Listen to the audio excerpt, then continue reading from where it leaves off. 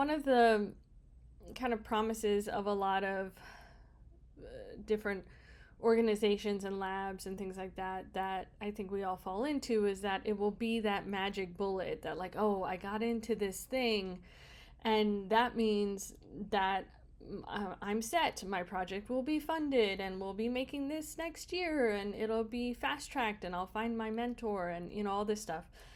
And certainly those things do and can happen.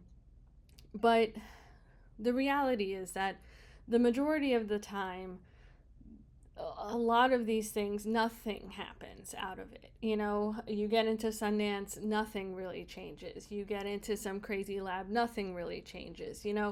Um, and that doesn't mean that literally nothing changes. I think the things that change are that, you are changed, your network has expanded, your experience has expanded, and you've refined your project. So it is now better, you have a better sense of it, you've got better focus, and those connections can lead you in different directions.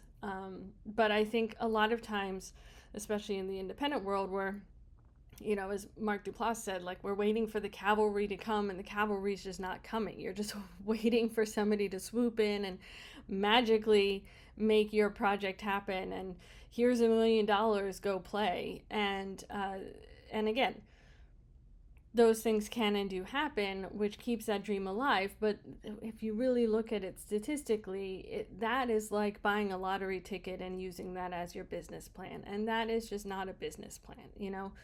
So you have to go into any of these applications or where you spend your money as, what am I going to get out of this if I don't get that mentor, if I don't get that $1 million, if I don't,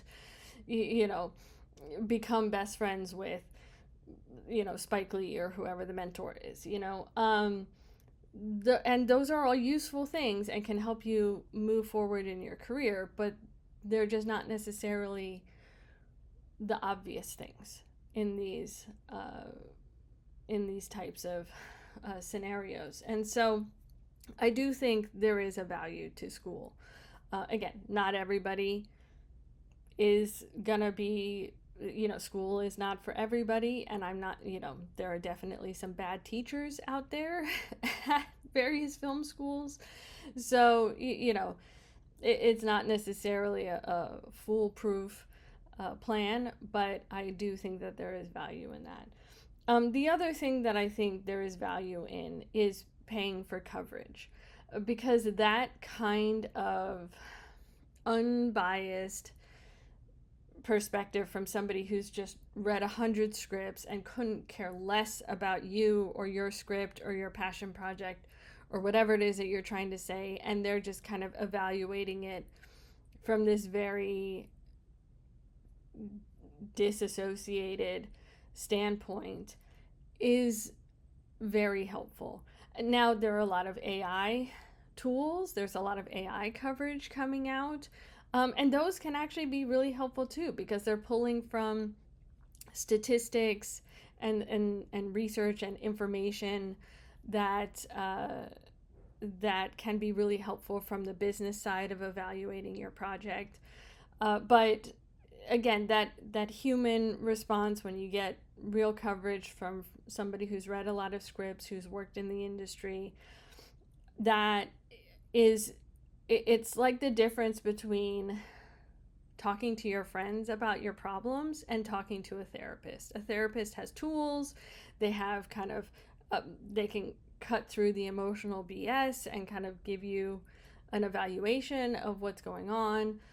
And that to me is what paying for coverage is like. So if you're ever submitting to a screenplay competition, or if you ever upload to the blacklist, I do think it is worth paying for the coverage services, just to get a baseline understanding of how the outside people are responding to your projects, and to your work, and you, because it forces you to not be precious about your project.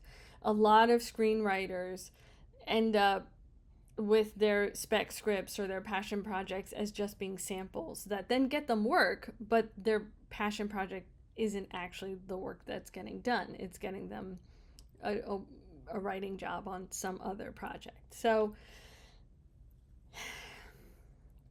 there's a lot of emotional work to, go through with this industry as well.